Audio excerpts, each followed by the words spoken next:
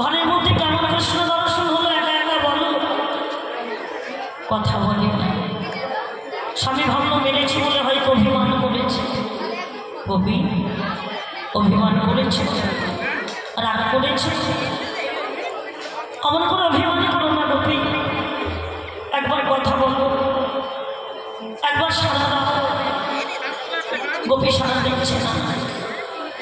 বাবা কে সারা দেবে বলো তো? সারা দেবার মানুষটাই তার গোপীর দেহে না। অনেকক্ষণ আগে গোপীর দেহ থেকে প্রাণ চলে গেছে আমার গোবিন্দের।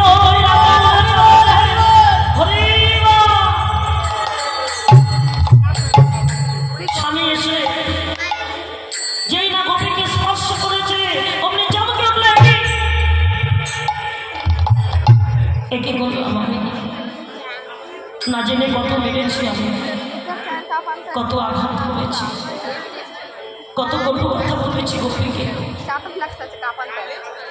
আমি গোপীকে চিনতে পারিনি, আমার সঙ্গে ছিল গোপী কিন্তু আমি গোপীকে বুঝতে পারিনি।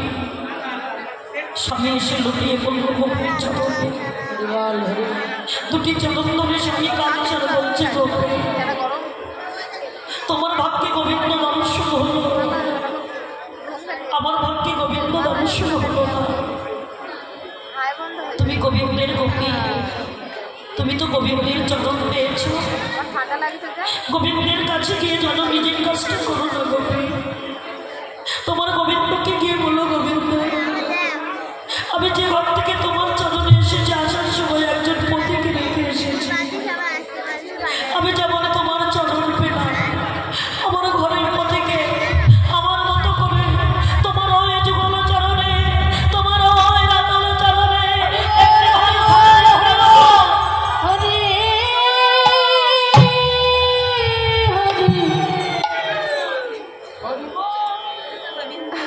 চলে গেল। স্বামী গোপী দুটি চরণ ধরে কাঁদছে। কোন গোপী সন্তানকে কোলে নিয়ে দুগ্ধ পান করা মুরলীর ধ্বনি যেই না বেজে উঠেছে, কোলের ছোট্ট সন্তানকে দুগ্ধ পান করানো বন্ধ করে পাগলিনীর মতো ছুটেছে গভীর বনে। সন্তান ছোট্ট ছেলে কাঁদছে মা, ও মা, মা চলে যেও না আমায় দেখে, আমায় পেলে তুমি চলে যেও না মা, আমায় নিয়ে চলো। পিছনে সন্তান মা মা বলে কাঁদছে, গভীর পিছনে লক্ষ্য ছিল না, পাগলিনীর মতো ছুটেছে গভীর বনে গভীরের চরণে। সন্তান ডাকতে ডাকতে মায়ের আঁচলটা টেনে ধরে বলল মা কে? আমি তোমার সন্তান, কোথায় যাচ্ছ আমায় ফেলে? শিশু অমন করে মা মা বলে কাঁদিস না। আমি কি বলে কাঁদব? একেবারে কৃষ্ণ বলে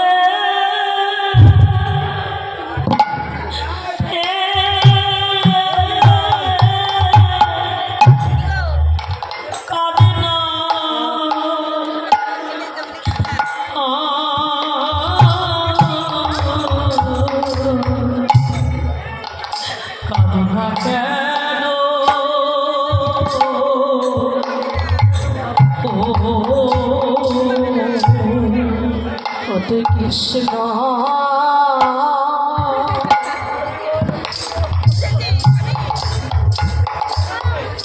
কৃষ্ণ বলে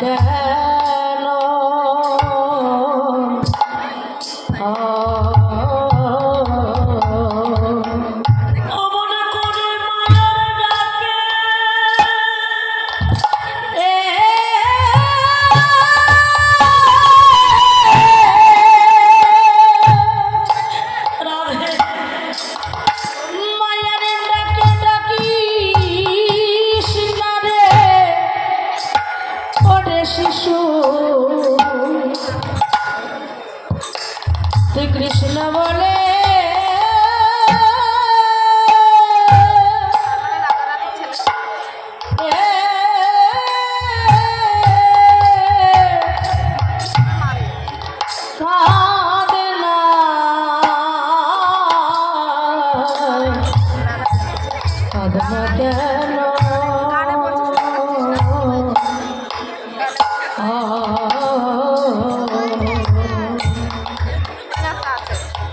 অমন করে মা বলে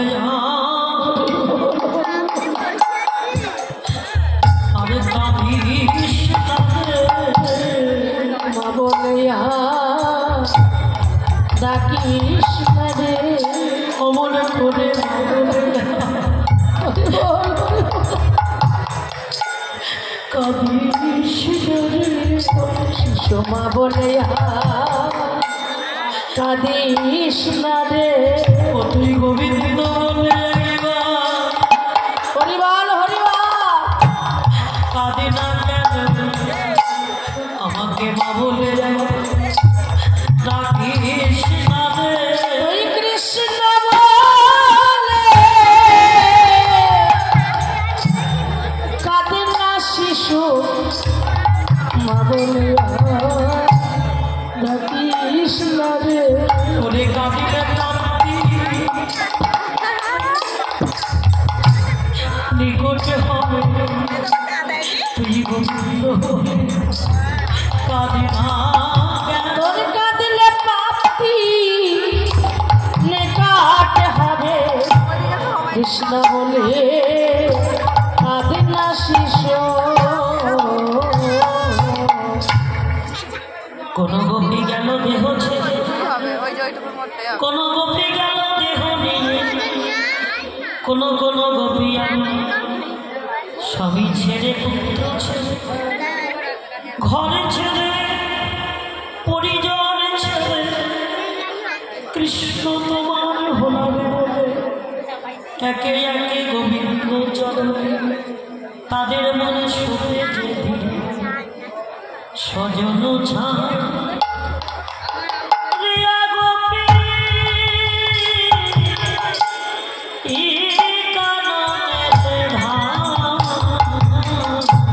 সজন ছাড়িয়া গোপী এ কাননেতে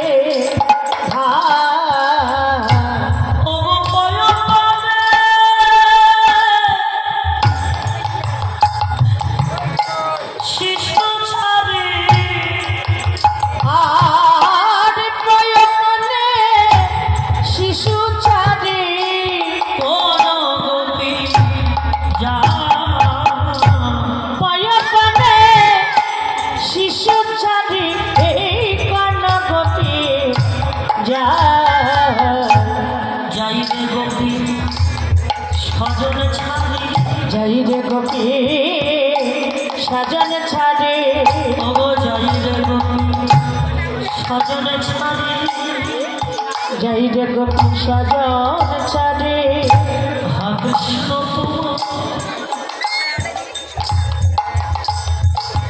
আমি হলামে বলে যাই রে গোপী সজনে ছাড়ি কৃষ্ণ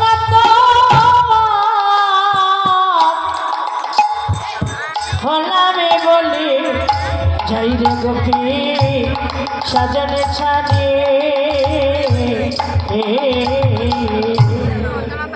গোপীর প্রতি তাকে করেতে ধরিল করতে ধরে ওগো কৃষ্ণ মনোর আগে গোপী পরানো তেজিল করতে যে সকল গোপীর আগে পাইলা সে রামা যে গোপীর স্বামী গোপীকে ঘরের মধ্যে আটকে রেখেছিল সেই গোপী সবার আগে গোবিন্দের চরণ পেল তার দেহটা ঘরে কিন্তু প্রাণ চলে গেল গোবিন্দ চরণে দেহ নিয়ে আমরা সবাই যেতে পারি কিন্তু দেহ ছেড়ে প্রাণ কজন গোবিন্দ চরণে গেলে হরিবল হরিবল নিত্য সিদ্ধা সাধন সিদ্ধা কৃপা সিদ্ধা তিন প্রকারের গোপী রাসমঞ্চে চলে গেল আমার গোবিন্দ চরণে হরি বলি আর কোন কোন গোপী যাবে বলে সজ্জিত হলো বিচরি গে নিজ দেহ বিচরি দেহ নিজ দেহ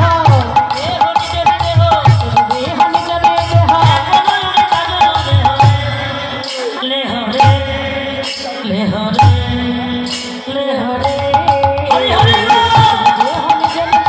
एक नयन काजल ले हरे आहा रे आहा रे आहा रे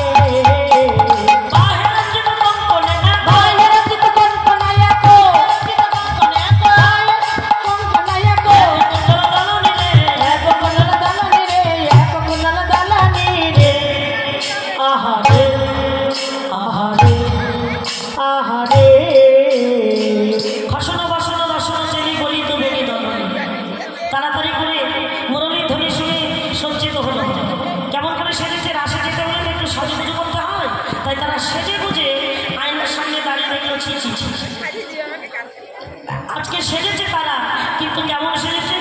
নুপুর গলায় বেঁধে, হাত চরণে দিয়েছে, আলতাটা নয়নে পড়েছে আর কাজলটা চরণে পড়েছে। কি আচ্ছা, নুপুর কোথায় পড়তে হয়? গলায়।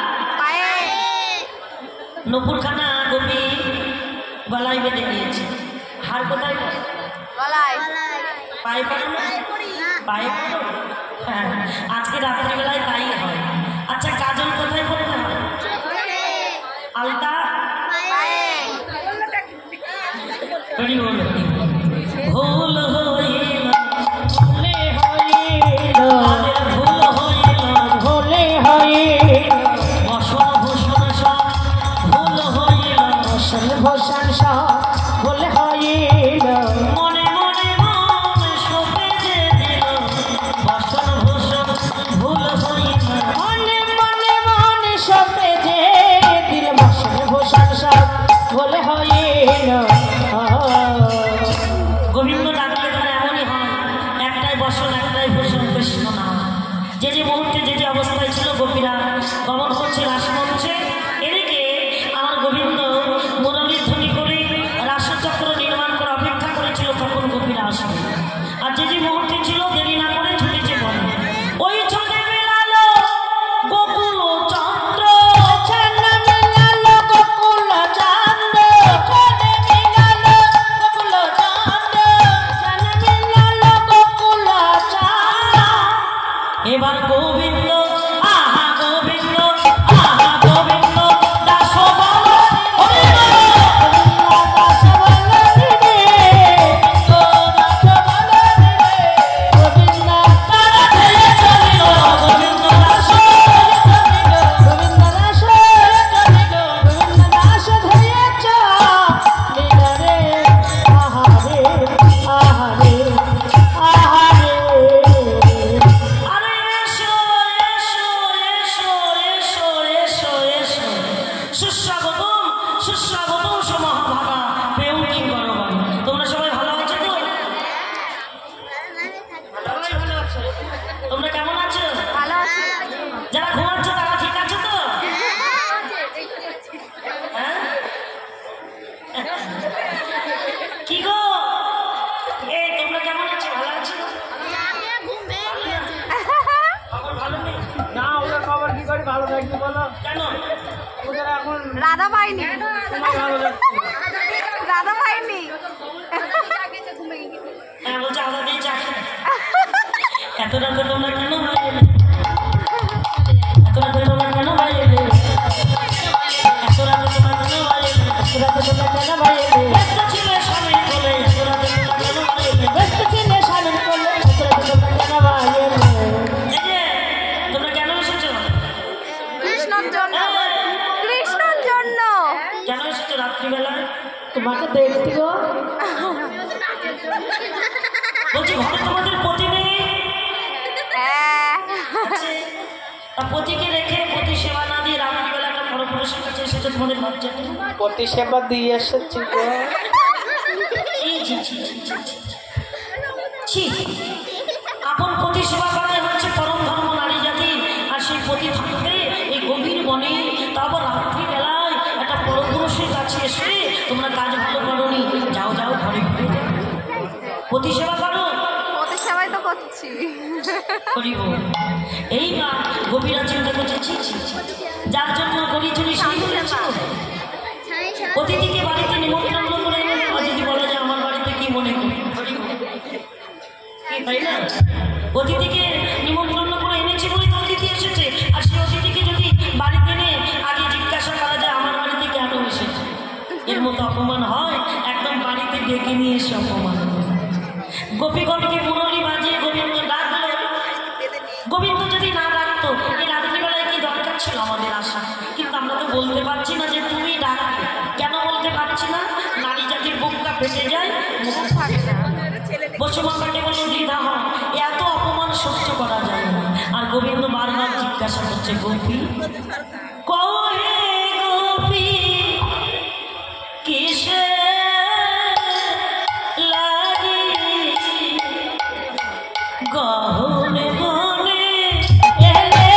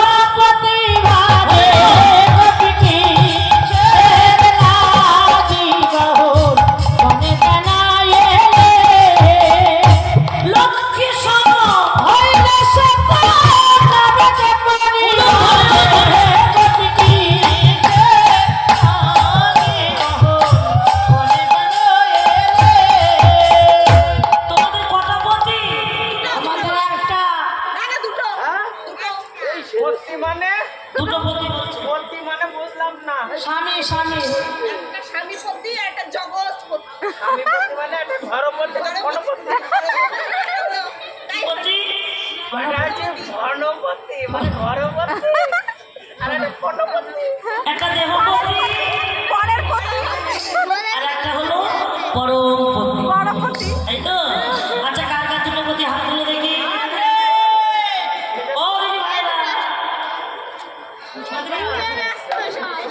দুটো পতি কার হাত তুলো। রাধে রাধে। মানে দুটো করে যাদের স্বামী তারা হাত তোলো, দাদা ভাই বলবো না। কি তোমাদের একটা পতি?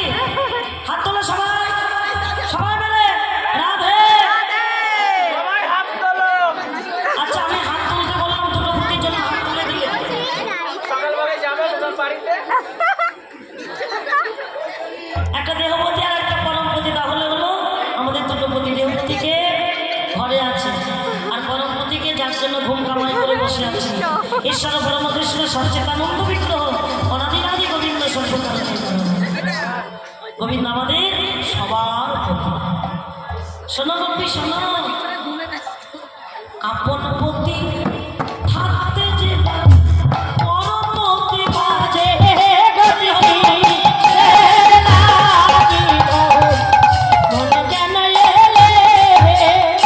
লক্ষ্মী সম হইলে সে তারকে পরিবারে গতি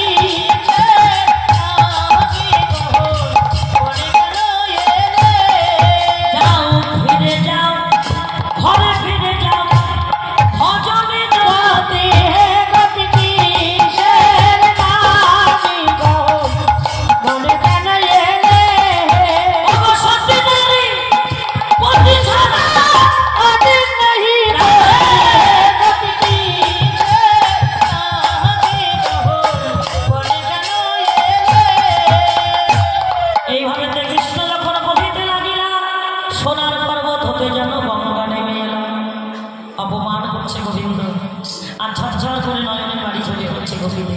ললিতা বলে, "এই ধার্মিক, চুপ করো। এ বনে আমরা তোমার ধর্মের কথা শুনতে আসিনি। আমরা বলতে পারি, তুমি আমাদের ডেকে নিয়ে এসে ঘরে অপমান করতে পারো না। আচ্ছা, গোবিন্দ আমাদের বনে ডেকে নিয়ে এসে অপমান করবে আর আমরা মুখ বুঝে সহ্য করবো, এটা কি হয়? এটা না কি বলো দেখি ভাই, এটা মেনে নেওয়া যায়? না না না না মেনে নেওয়া আচ্ছা, যাবে না। গোবিন্দকে কিছু বলতে হবে না, ছেড়ে দেবো। আমাদের ডেকে আনলো কেন? আমাদের কি দরকার ছিল আশা? আর বনে ডেকে নিয়ে এসে অপমান আমরা বলতে পারি। তোমরা বলতে পারো, সেটা বুঝতেই পারছি, তোমরা বলো কেন? তোমরা এখনো না বলি যে চুপ করে আছো, শোনো শোনো, তোমাদের যা মুখ জোর, বাপরে বাপ। লম্পট, চোর, প্রবঞ্চক, ছাড়বো না তোমাকে, খবরদার। এখনো পারো ধার্মিক হয়ে ধর্ম শিখাবে।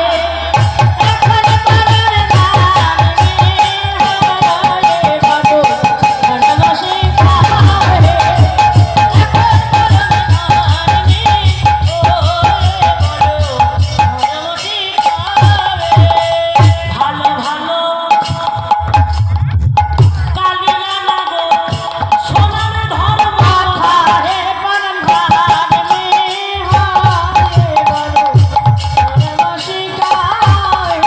যখন বড় নারী মজাই না ধর্ম ছিল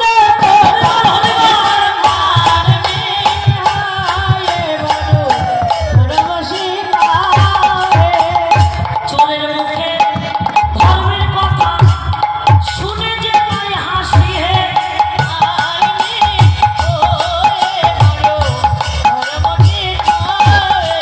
তোমার বাপে পড়ল হিসাবে না উনাদের কপালে বাসি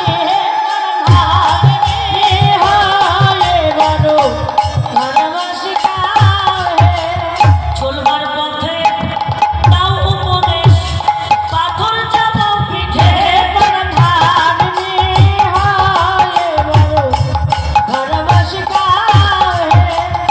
বুকে মারো চাকুর ঘা দাও হে মনের ছিটে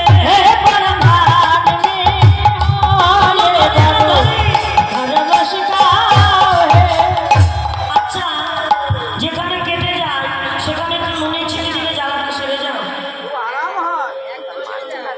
জ্বালাটা বেড়ে যায়। কোথায় যাব? অবলা নারী জাতি এলাম তোমার চরণে। গোবিন্দ, তুমি এইভাবে তিরস্কার করো না। আমাদের বুকে কত তাপ, কত যন্ত্রণা, সবই জ্বালা জোড়াতে এলাম তোমার চরণে। তুমি যদি তিরস্কার করো, আমরা কোথায় যাব? একটু সুধা দাও, সুধা দাও, সুধা দাও, সুধা দাও, সুধা দাও, সুধা দাও, সকল জ্বালা জোড়াইব, সুধা দাও, সুধা দাও, সকল জ্বালা জোড়াইব, সুধা দাও, সুধা দাও, সকল জ্বালা জোড়াইব, সুধা দাও, সুধা দাও, সকল জ্বালা জোড়াইব, সুধা দাও, সুধা দাও। কোথায় যাব গোবিন্দ? গোবিন্দ দেখলো অনেক পরীক্ষা নিয়েছে, এবার একটু মনোবাঞ্ছা পূর্ণ করবে। ও গোপী, এবার বলো দেখি তোমরা কেন এসেছো? ললিতা বলো না, বল আমরা কেন এসেছি। এবার নৃত্য রাস, সবাই একটু অনুধ্বনি জয়ধ্বনি, রাসস্থলীতে নৃত্য রাস হবে। অনুধ্বনি অনুধ্বনি আগে। রাই করে কি আর বলিব,